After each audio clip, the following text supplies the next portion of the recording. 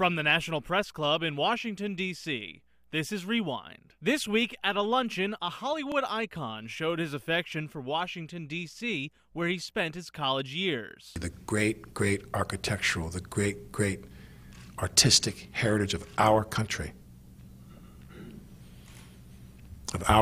is embodied in this town, in this great, great, great city where I went to college for 3 years.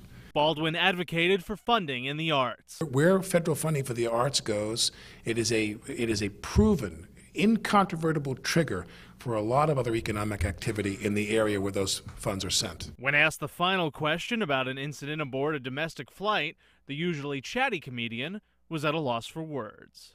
Do you still fly American Airlines?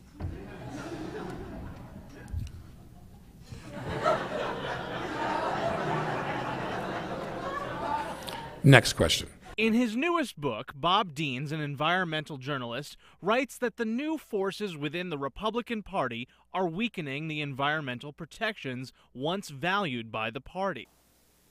Never before, though, has a single party embarked to this degree on an effort to eviscerate our environmental safety net.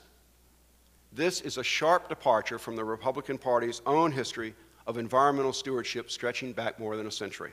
Recounting the tragic death of her nephew in a corn silo, a child labor activist pleaded with Congress not to water down the pending legislation which governs child labor in agriculture.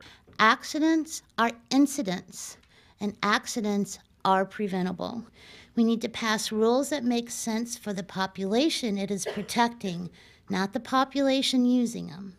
Mothers Against Drunk Driving released new data showing that a quarter of teen drinkers get alcohol from a parent or family member.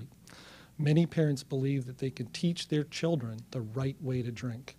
There is no evidence in the United States or Europe or any other evidence that I know that that is the case. Sesame Workshop has teamed up with the Department of Defense to help returning veterans and families deal with post-traumatic stress.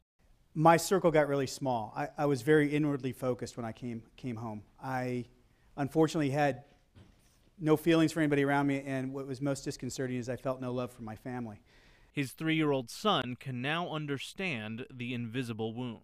Having the resources that Sesame Street has provided not only let him know, even at a very young age, that this is normal. It's a new normal. It's not the way Dad was before. But it's okay. It's okay to relate with Dad. To emphasize the program's warmth, a friendly face popped up. Thank you!